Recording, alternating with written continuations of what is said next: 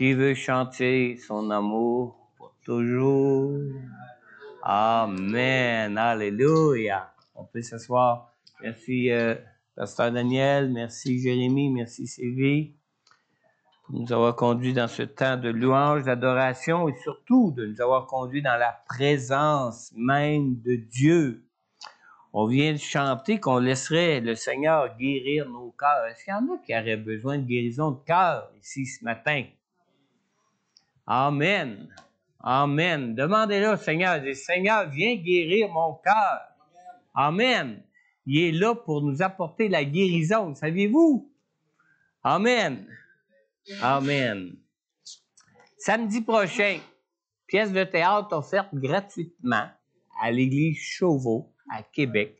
J'ai imprimé des cartons d'invitation où ce que c'est bien marqué dessus, entrée libre. Alors, si vous voulez inviter des amis à vous accompagner à cette pièce de théâtre à l'église Chauveau, c'est offert par le Forum des évangélistes qui se termine le samedi au souper. Et pour la soirée, ça commence à 19h.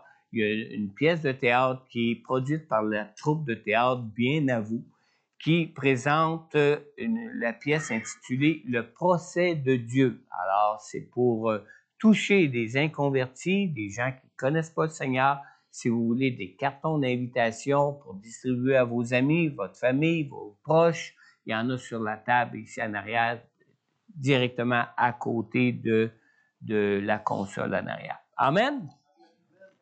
Amen. Amen, amen, amen, amen, amen. Comme vous voyez, on est en train d'avancer dans les travaux pour le projet d'évangélisation. Amen.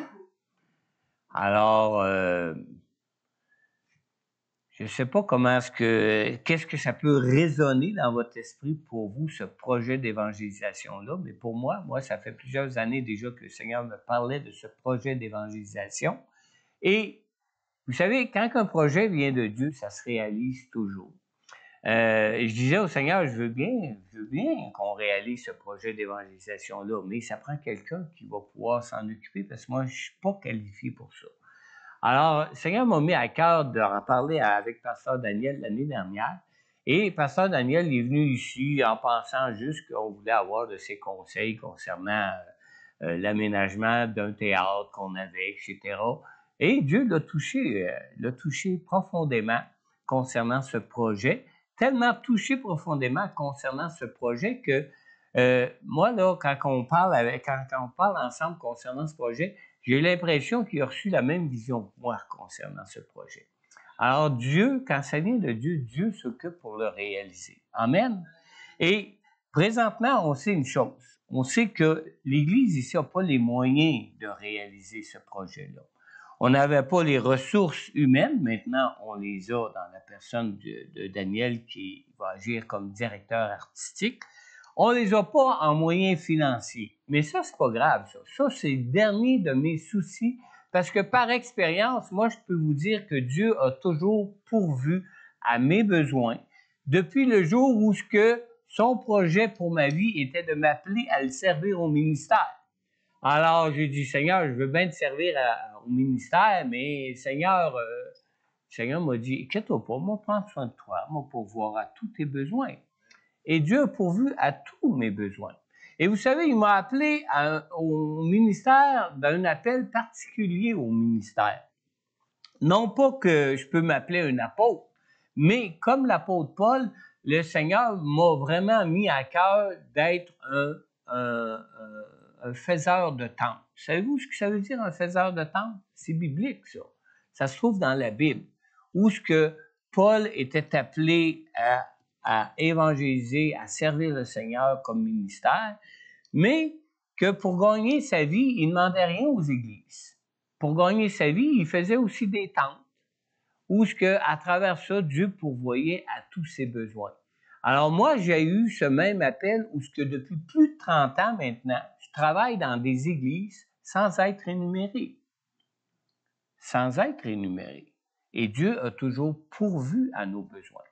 Quand on a implanté l'église à Alexandria, je vais prendre 2 minutes pour vous parler de ça. C'est important, c'est une question de foi. Puis ce matin, le message que Dieu m'a donné pour cette église est une question de foi aussi. Quand que le Seigneur nous a appelés à implanter une église francophone en Ontario, à Alexandria, on s'est en allé là, sans ressources, sans budget, sans revenus. On s'est en allé là un peu comme quand Dieu a appelé Abraham, pars et va là où ce que je te montrerai, OK? Tu vas me montrer quoi? Je vais te le montrer rendu là-bas. Hein? C'est un peu la même chose. On est arrivé à Alexandria avec 2 enfants en charge. On avait Fabi déjà qui était en 4e année, puis Eric qui était en début secondaire. On devait se louer une maison, on devait pourvoir à nos besoins, parce qu'on implantait une toute nouvelle église où on n'avait même pas de support financier, même pas de l'église mère qui nous envoyait pour implanter une église à Alexandria. Vous pouvez vous imaginer la situation. Mais la semaine avant de quitter Alexandria, de quitter Hawkesbury, l'église mère qui nous envoyait, Sylvie dit à comment est-ce qu'il s'appelle, notre frère, je me souviens pas de son prénom, qui travaillait pour Post Canada à l'époque. Lui, il travaillait au bureau de poste de Ventlikill, à côté de Hawkesbury. Puis Sylvie, elle s'en allait, on s'en allait à Alexandria, qui était à peu près presque 30 minutes plus loin. Alors, elle a à cœur de dire à Guy qui s'appelait. Guy était maître de poste à Ventlikill. Elle a à cœur de dire à Guy, si jamais tu aurais besoin d'un employé, moi j'ai déjà travaillé dans des bureaux de poste, puis elle dit, je me cherche un emploi pour Alexandria, là où j'aimerais ça travailler là. Ah, il dit, je veux pas péter ta balloune, là, mais on prend aucun employé, même au contraire, Poste Canada ferme des postes depuis quelques années déjà. Ah, elle dit, pas de problème, Dieu m'a mis à cœur de t'en parler, fait que s'il y a de quoi, appelle-moi. Savez-vous ce qui est arrivé? Le premier dimanche qu'on a été à Alexandria, le lundi matin, elle reçoit un téléphone. C'est Guy qui l'appelle. Sylvie, elle dit oui. Il dit, tu sais, la job que tu m'avais parlé, là, que je t'ai dit que c'était vraiment pas possible, hein? Ouais. Ben, il dit, viens-t'en, on a besoin de toi matin avec l'équipe.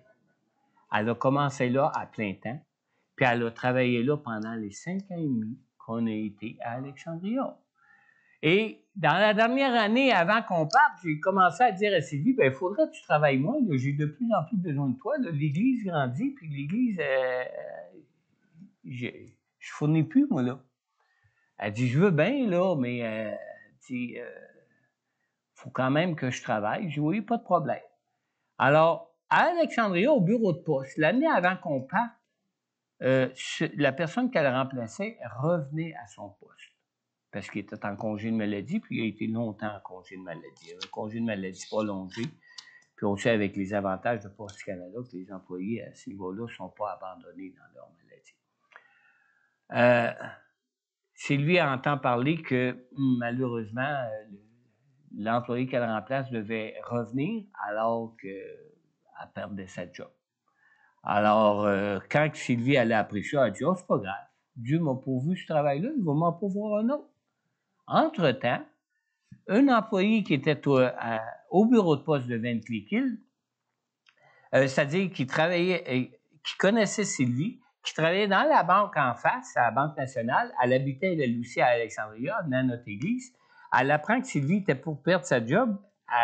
Elle appelle Sylvie, puis elle dit, Sylvie, j'ai parlé à mon gérant, puis on aurait besoin de toi à la banque, à Ventlikill. Aimerais-tu travailler à la banque?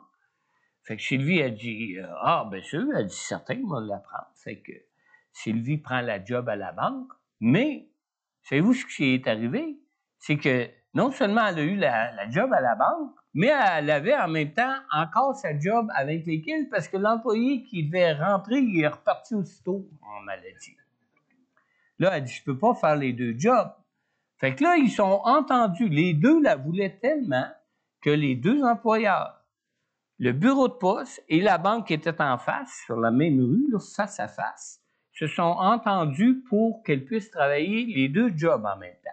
Alors, Sylvie commençait au bureau de poste à 7 heures le matin jusqu'à 10 heures. À 10 heures, elle traversait la banque à l'ouverture de la banque jusqu'à 2 heures. À 2 heures, elle quittait la banque pour retourner au bureau de poste pour faire la fermeture du bureau de poste.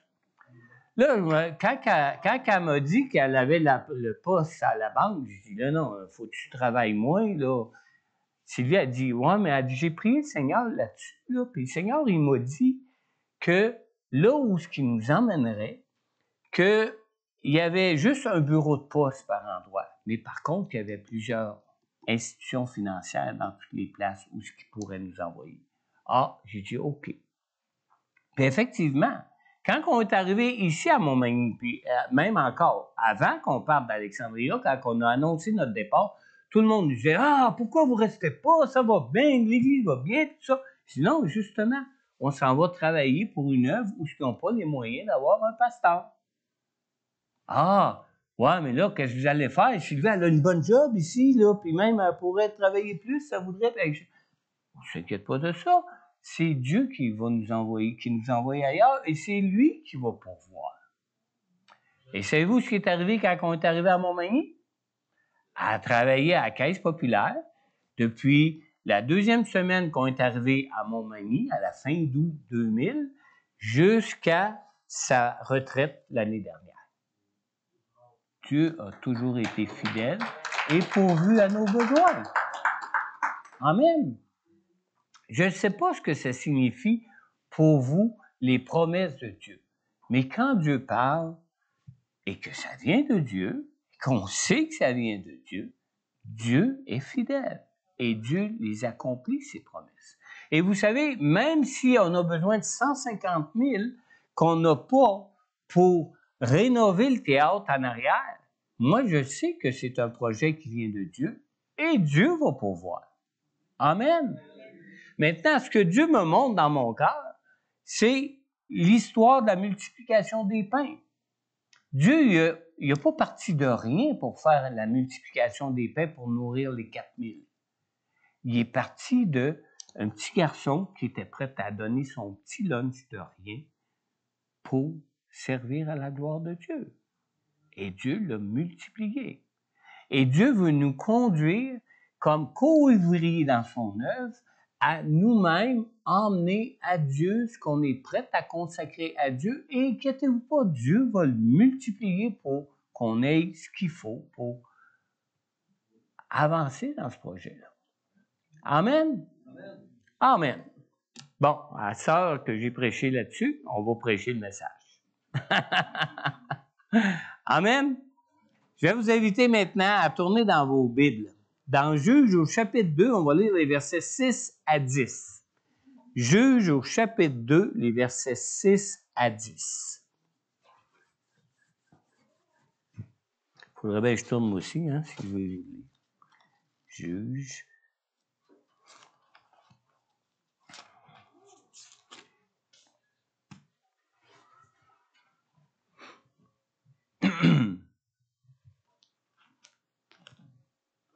On lit ici dans Juges au chapitre 2, à partir du verset 6. Josué en renvoya le peuple, et les Israélites se rendirent chacun dans le territoire qu'il avait reçu en héritage pour prendre possession du pays. Le peuple servit l'Éternel pendant toute la vie de Josué et pendant toute la vie des anciens qui lui survécurent et qui avaient vu toutes les grandes choses que l'Éternel avait fait en faveur d'Israël. Josué, fils de Nun, serviteur de l'Éternel, mourut à l'âge de 110 ans.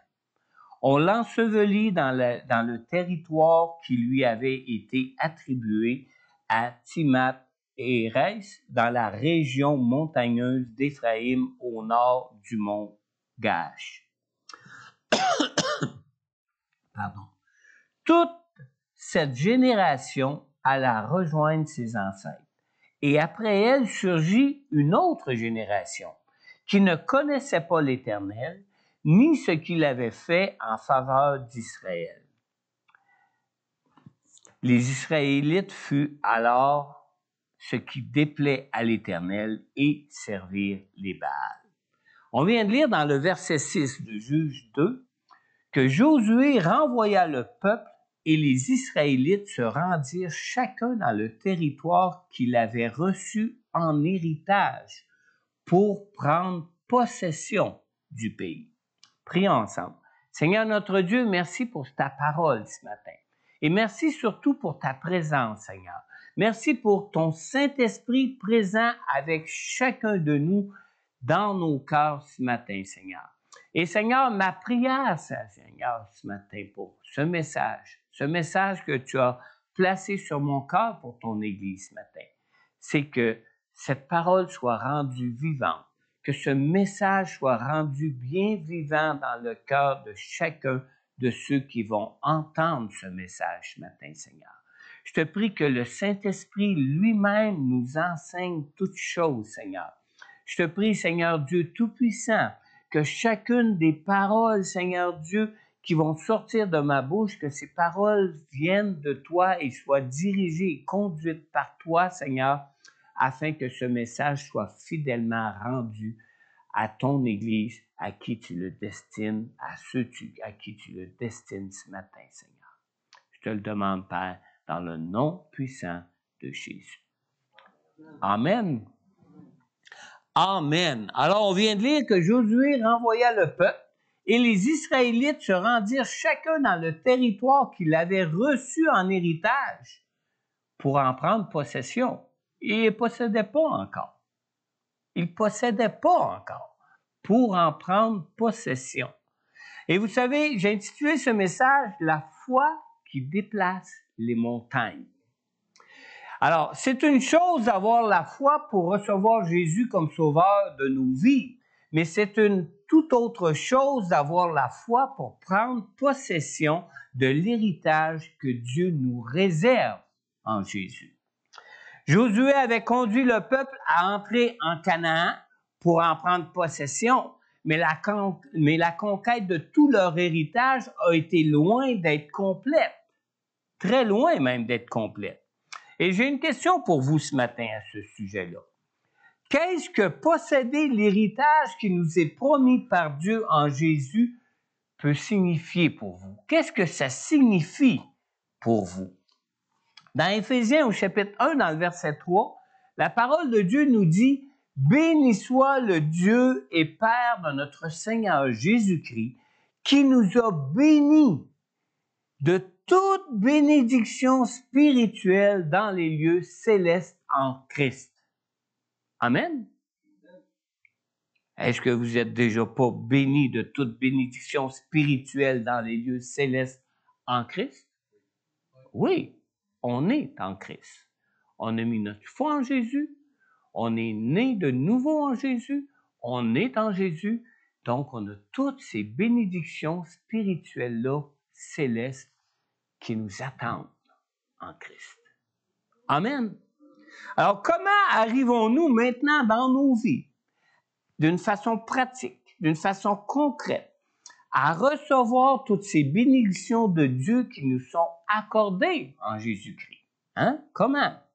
On lit dans Éphésiens au chapitre 1, dans le verset 18, on lit ici que « Je prie qu'il illumine les yeux de votre cœur pour que vous sachiez quelle est l'espérance qui s'attache à son appel. » Et écoutez bien ce qu'il dit ici dans le verset.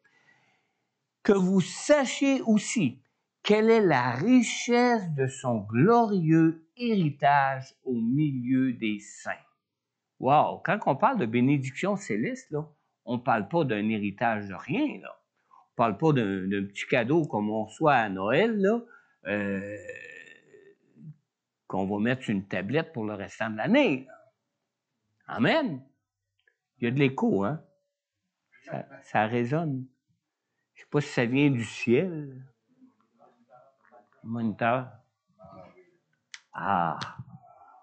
Alors, excusez pour les... Alors, maintenant que nous sommes enfants de Dieu, maintenant que les yeux de notre cœur peuvent voir et peuvent être éclairés sur les grâces que Dieu veut pour nos vies, comment cette lumière qui pénètre notre âme par les yeux de notre cœur, hein, cette lumière-là pénètre notre âme par les yeux de notre cœur, comment cette lumière nous transforme-t-elle intérieurement? Vous savez, nous sommes héritiers de toutes ces promesses de Dieu qui nous sont données d'en haut en Jésus. on en est des héritiers. Dans Jacques 1, 17, ça nous dit « Tout bienfait et tout don parfait viennent d'en haut. Ils descendent du Père des Lumières en qui il n'y a ni changement, ni ombre de variation. » Mais, bien que ces bienfaits et ces dons parfaits nous viennent de Dieu en Jésus, vous savez qu'il nous revient à chacun de nous d'entrer en leur possession. Dieu avait délivré le peuple d'Israël des Égyptiens, hein, comme on l'a chanté. Hein. Le cheval et ses cavaliers ont été complètement noyés dans la mer, alors qu'Israël avait été libéré des Égyptiens. Mais ils n'étaient pas encore entrés en possession de leur héritage. Ils ont dû marcher 40 ans au désert pour apprendre à marcher avec Dieu. Et quand ils sont arrivés pour entrer en Canaan la première fois, ils ont manqué de foi même pour entrer en possession de cet héritage que Dieu avait pour eux en Canaan et ils ont dû retourner au désert.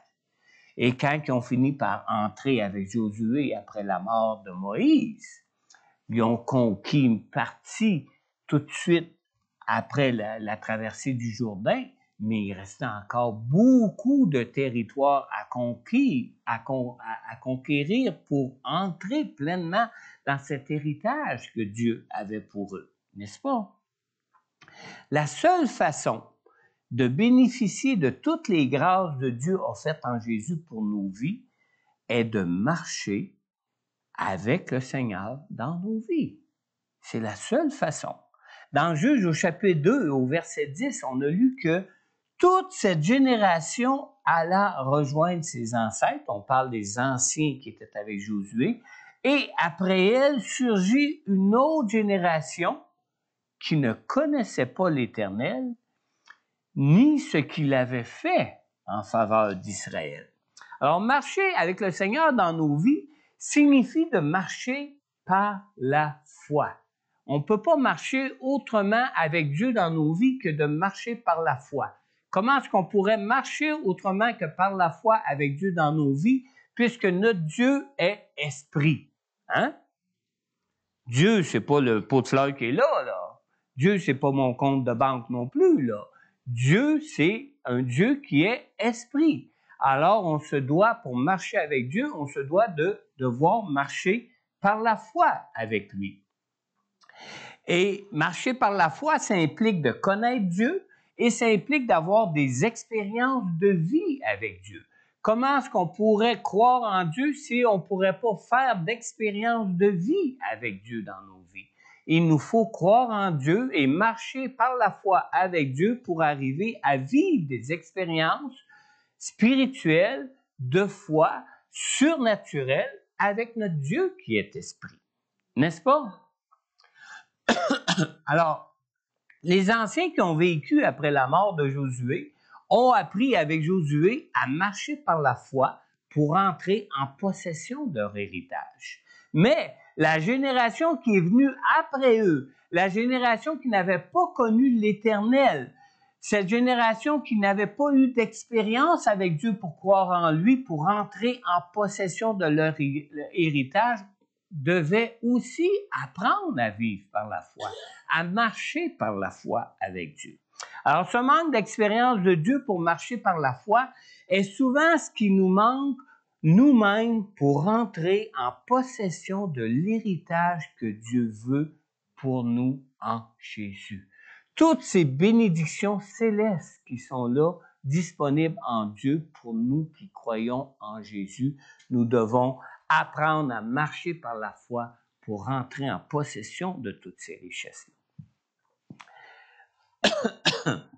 Dans Juges, au chapitre 3, au verset 1, un petit peu plus loin, ce qu'on n'a pas lu, mais qui fait partie de la même histoire, nous lisons que « Voici les nations que l'Éternel laissa tranquilles pour mettre à travers elles les Israélites à l'épreuve, tous ceux qui n'avaient pas connu les guerres de conquête de Canaan. » Wow!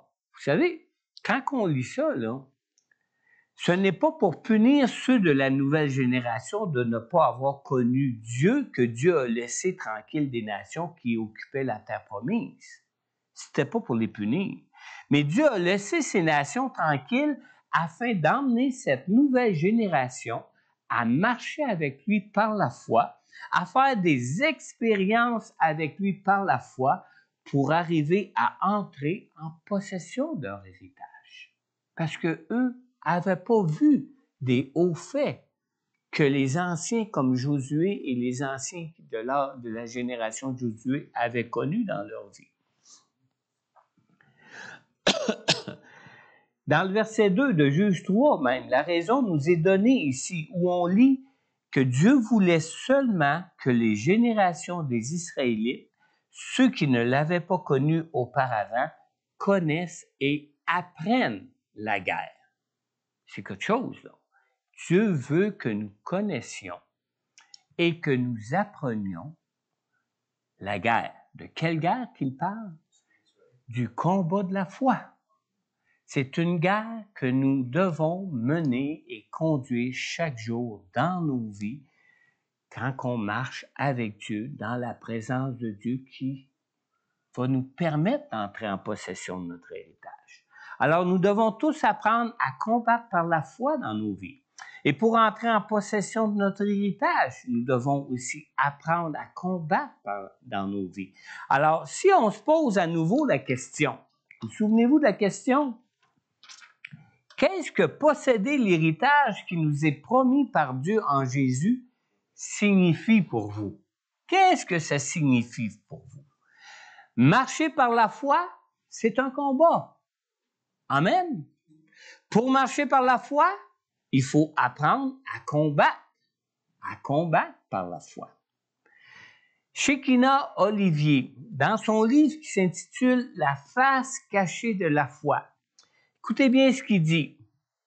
Il dit que la grâce, c'est la main que Dieu nous tend gratuitement. Notre foi, c'est la main avec laquelle nous recevons ce don gratuit et immérité de Dieu. Amen. Donc, si on veut recevoir toutes ces grâces, si on veut recevoir toutes ces bénédictions que Dieu nous offre en Jésus-Christ qui sont dans les lieux célestes, prêtes à être dispensées pour nous, il nous faut la foi pour les saisir.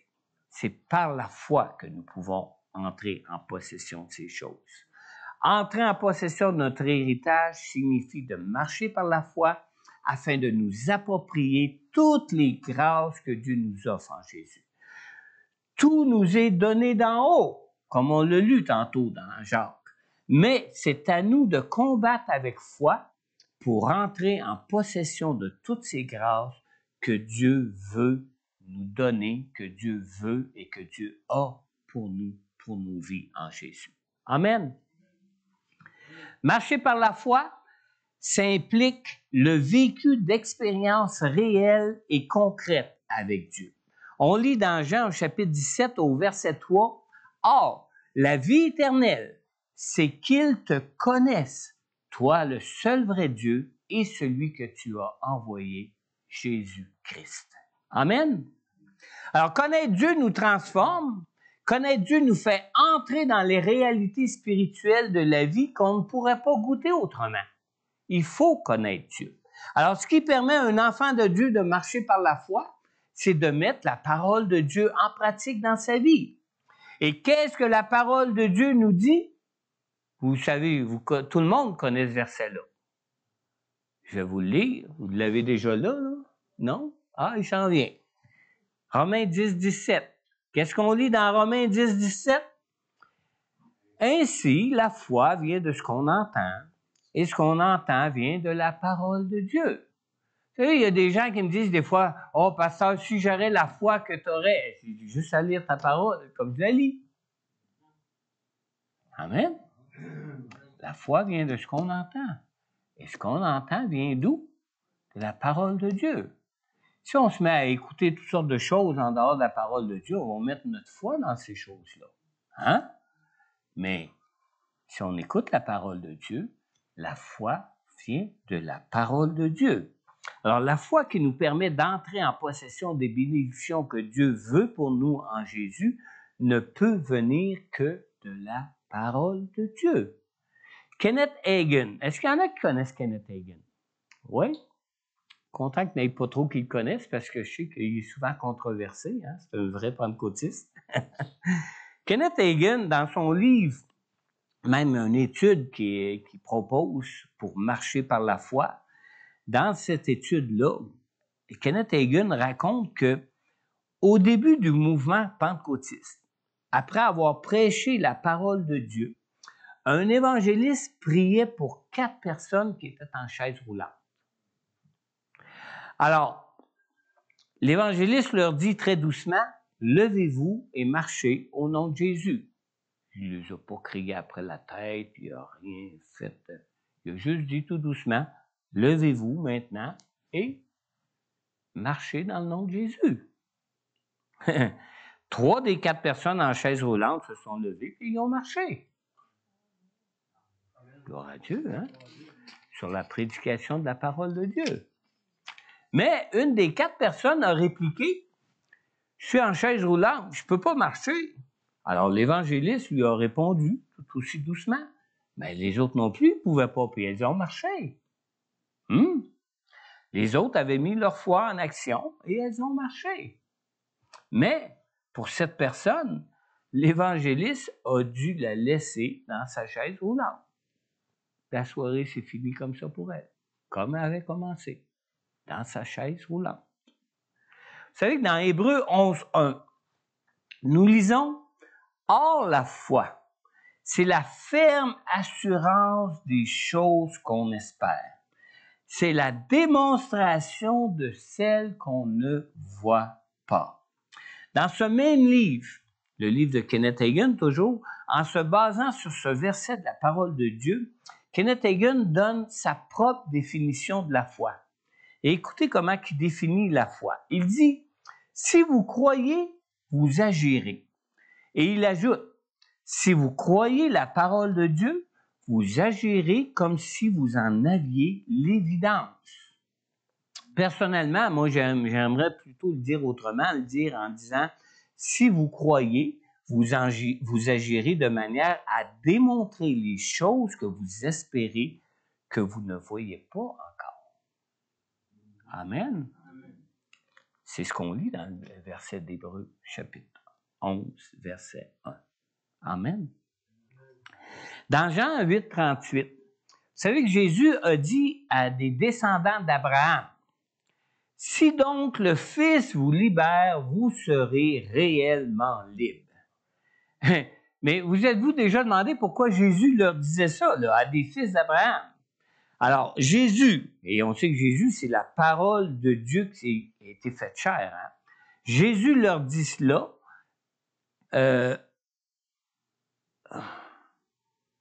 Jésus leur dit cela parce qu'il se disait des descendants d'Abraham. Et vous savez qu'Abraham, dans la Bible, il est nommé comme étant le père de la foi.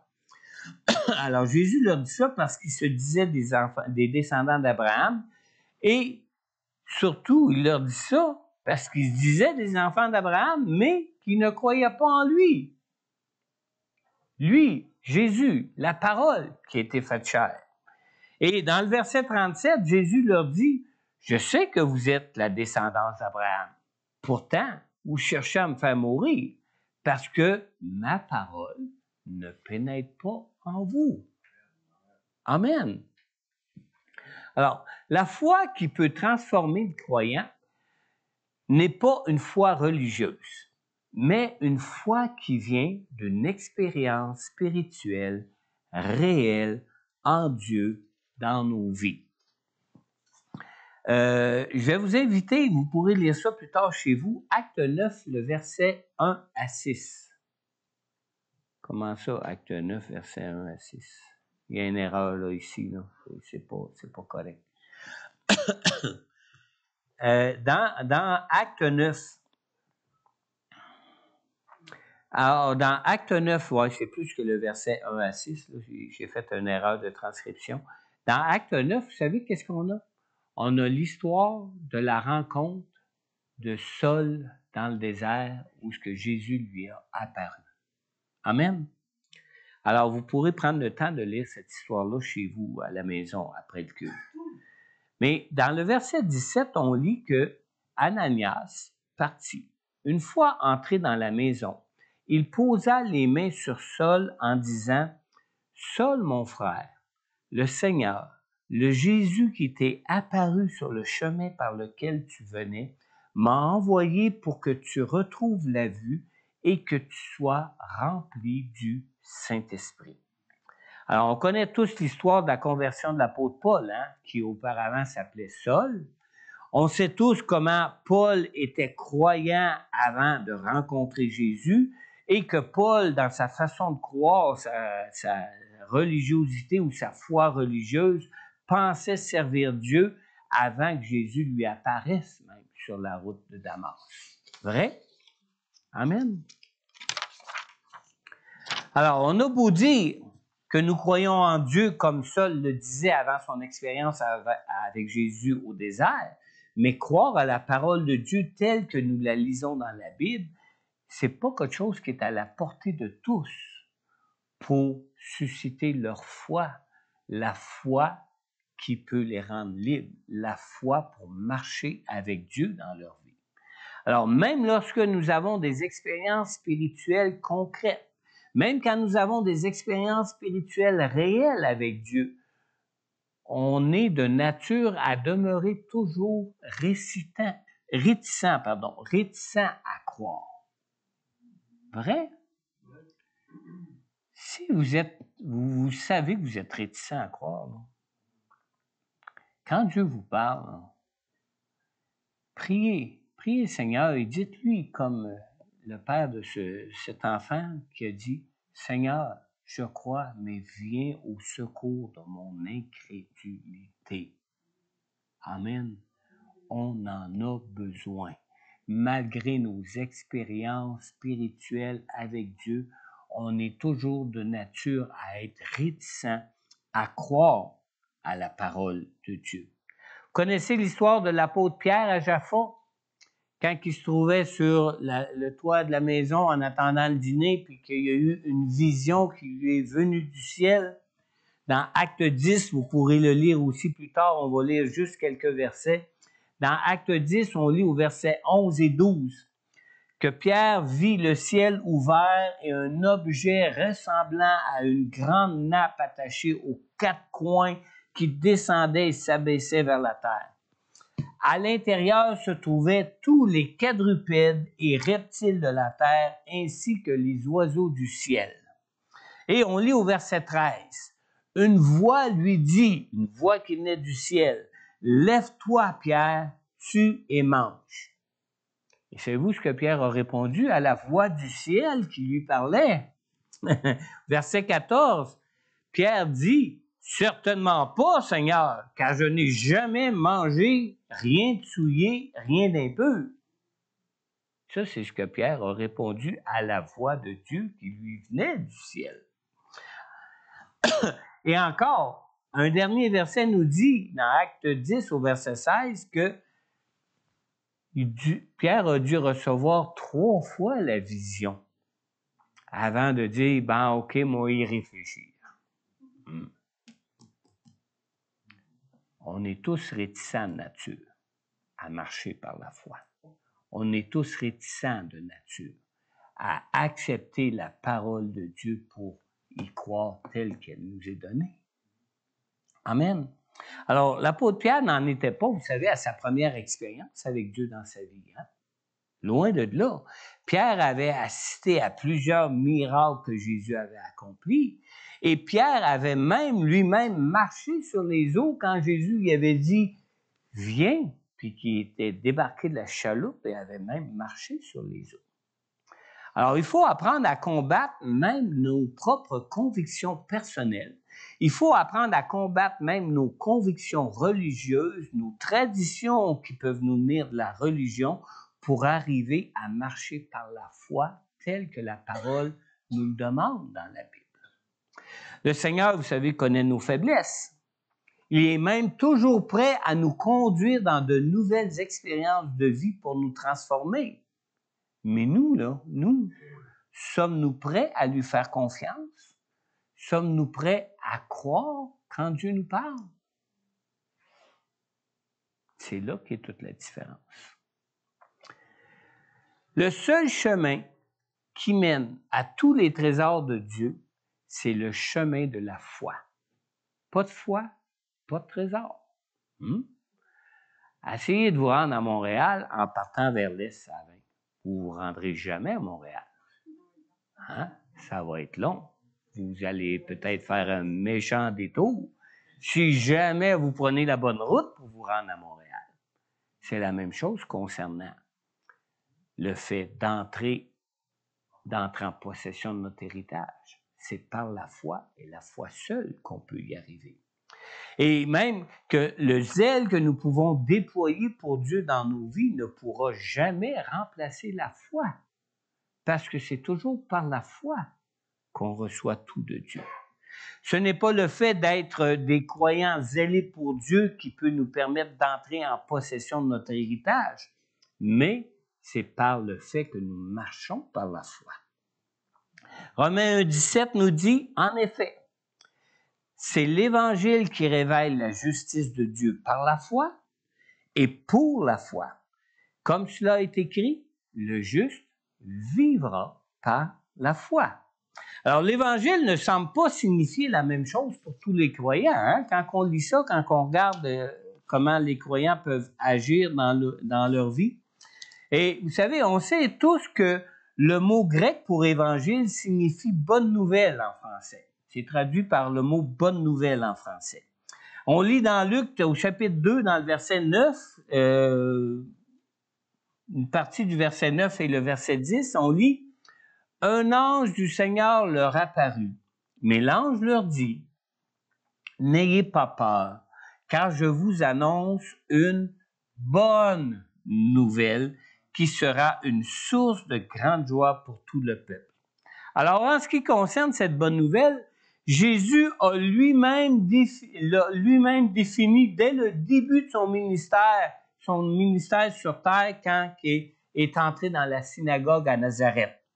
Dans Luc au chapitre 4, on lit dans le verset 18 et 9 qu'après son retour du désert, Jésus était rempli du Saint-Esprit. Il rentre dans la synagogue à Nazareth et il définit lui-même ce que ça signifie l'Évangile, la bonne nouvelle qu'il est venu apporter au peuple.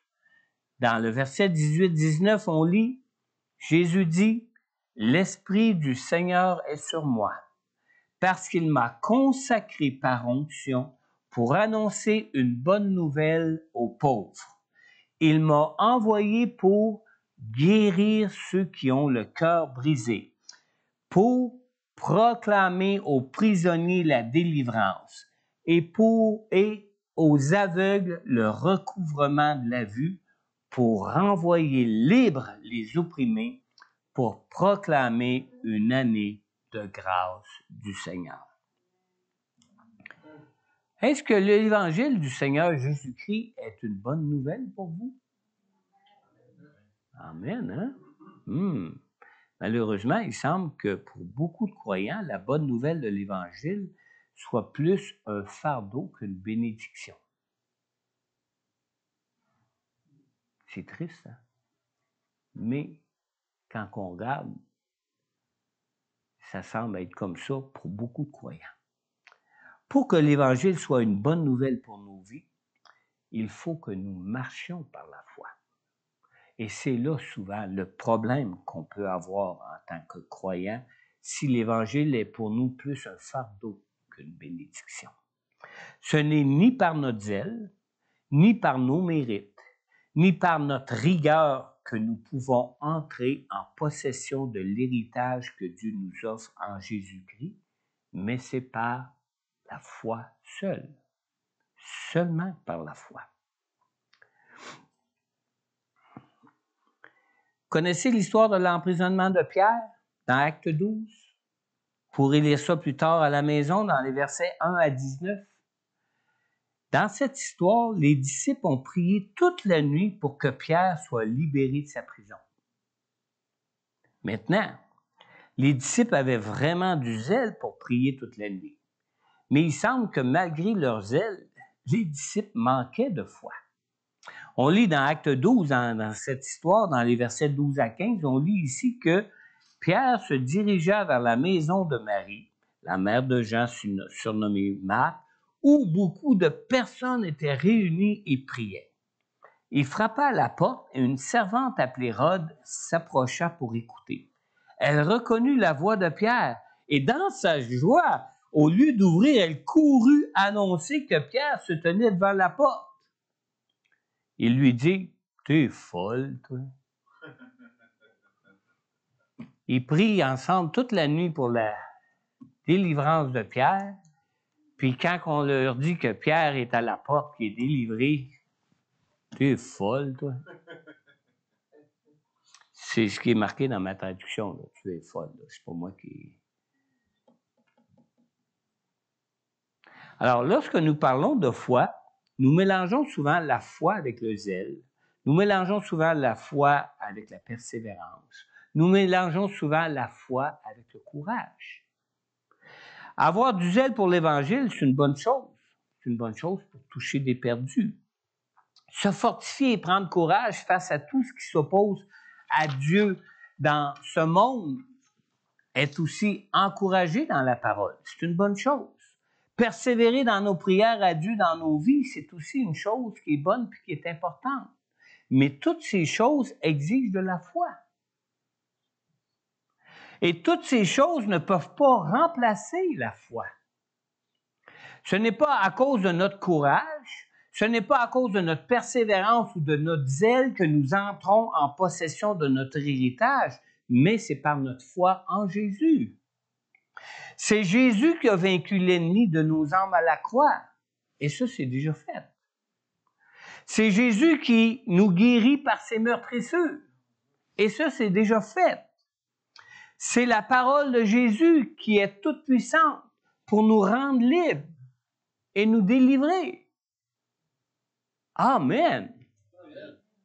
C'est pas notre persévérance, c'est pas notre zèle, c'est pas rien de ce qui peut venir de nous. Ça vient tout simplement de Dieu quand nous marchons par la foi. C'est une question de foi. Alors, j'ai une bonne nouvelle pour toi ce matin.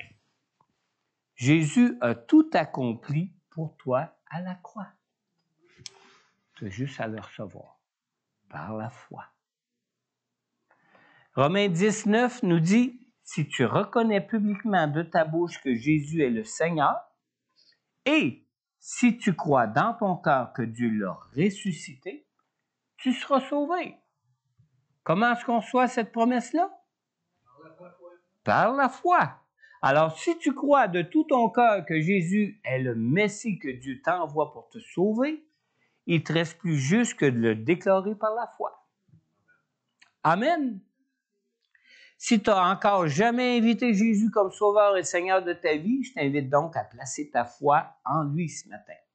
On lit dans Jean 3,16, peut-être pour ceux qui ne l'ont jamais encore entendu.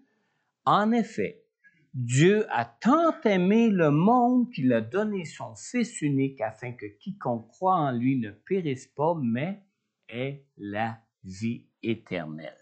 Amen. Alors, si ce matin tu reconnais que tu es un pécheur, si ce matin tu reconnais ton besoin de Jésus pour être pardonné et être purifié de tous tes péchés, je t'invite simplement à adresser de manière sincère dans ton cœur cette prière au Seigneur. Juste à la répéter sincèrement avec foi dans ton cœur après moi. Seigneur Jésus, je reconnais que je suis pécheur. Je te confesse même être un pécheur.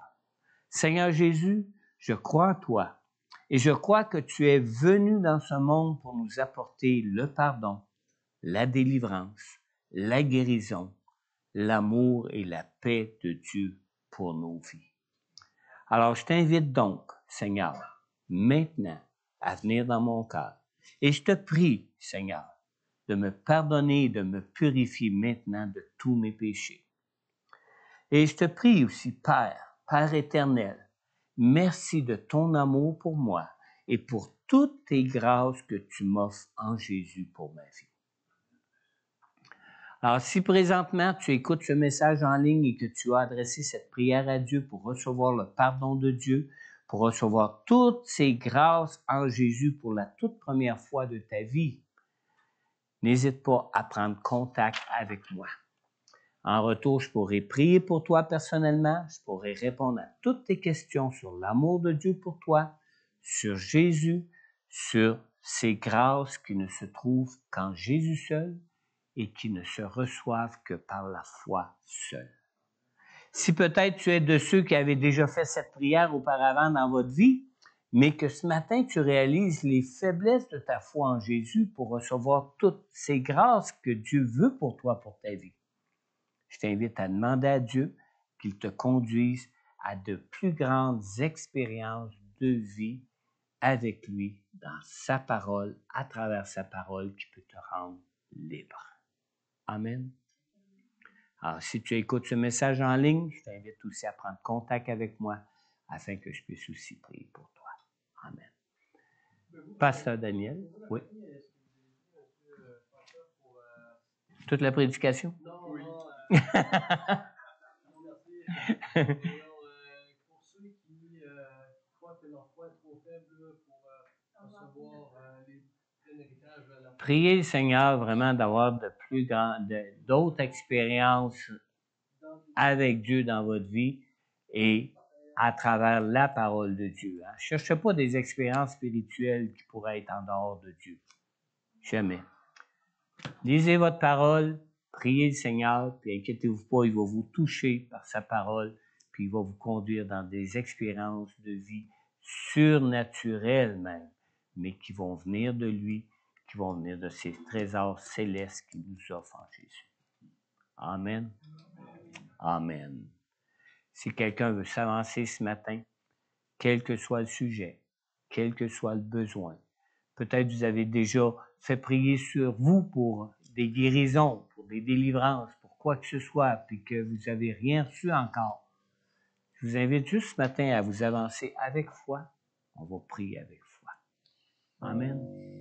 Amen. Dieu vous bénisse.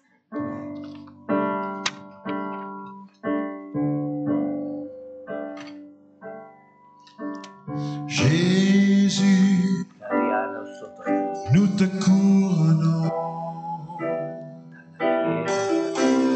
nous te proclamons roi. On peut se lever ensemble. N'hésitez pas si vous voulez vous avancer. Couronnons Jésus. Jésus, nous te couronnons. Nous te proclamons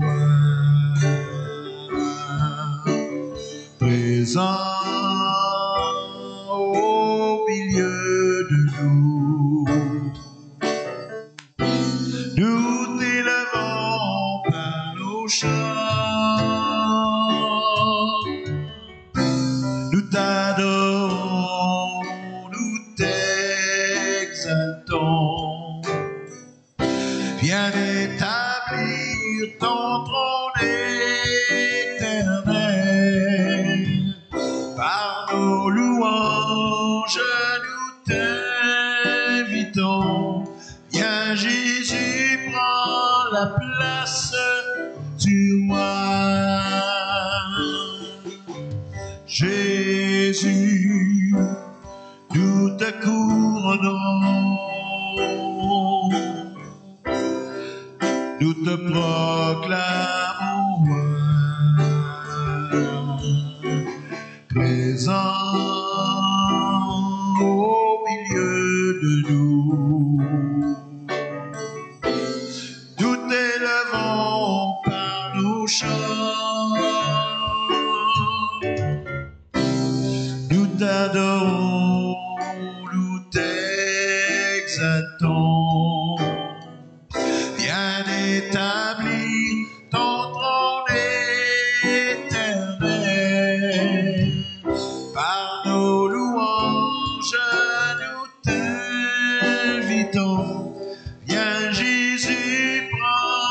place du roi. Nous t'adorons, nous t'adorons, nous t'exaltons. Viens établir ton trône éternel. Par nos louanges, nous t'invitons. Viens Jésus, prends la place du roi. Jésus, nous te couronnons.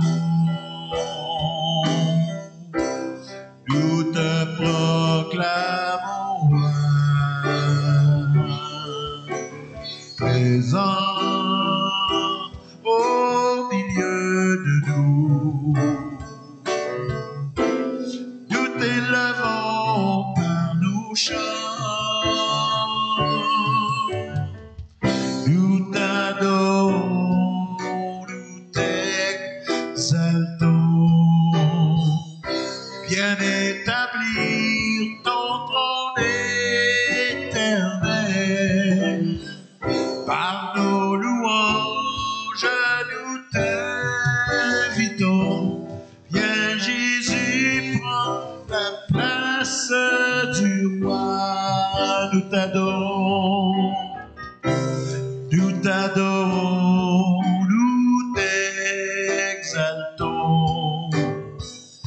Viens établir ton trône éternel.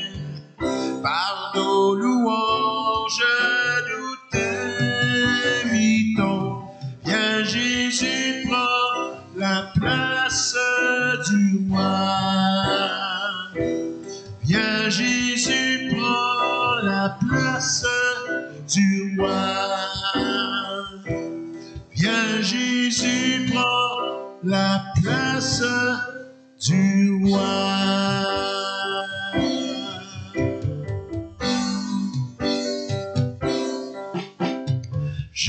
Jésus, nous te couronnons, nous te proclamons roi. Présent au milieu de nous, nous t'élevons par nos chants. Nous t'adorons, oui nous t'exaltons. Viens établir ton trône éternel. Par nos louanges, nous t'invitons.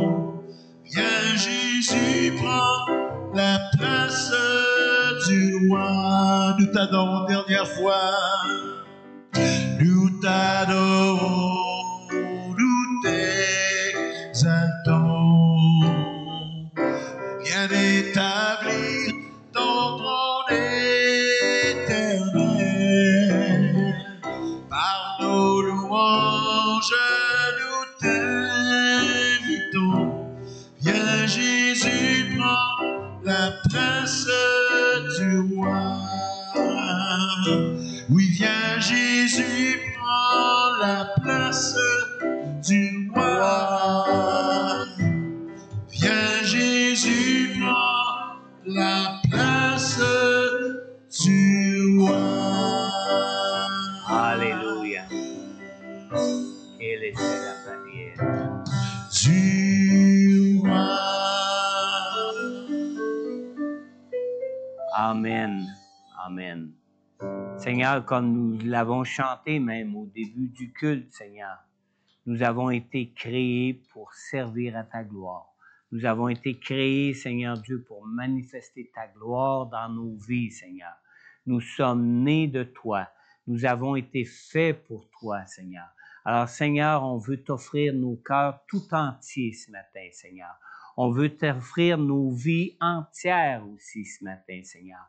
Et on t'invite, Seigneur, par cette prière, par les paroles de notre bouche, Seigneur. On t'invite à venir prendre cette place dans nos cœurs, Seigneur, cette place, Seigneur Dieu, pour que tu puisses y régner comme roi, comme Seigneur sur nos vies, Seigneur.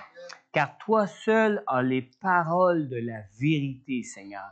Toi seul as les paroles de vie, Seigneur Dieu, afin que nous puissions avoir la vie et la vie en abondance, Seigneur. Alors, Seigneur, nous te confions nos vies, nous te confions nos cœurs, Seigneur Dieu, et Seigneur, donne-nous cette grâce de te connaître encore plus afin de pouvoir encore plus librement, Seigneur Dieu, sans réticence, Seigneur Jésus, t'offrir pleinement nos vies afin que tu puisses y la diriger, Seigneur. En ton nom, Jésus. Amen. Amen. Dieu vous bénisse. Allez par la foi, mes enfants. Amen.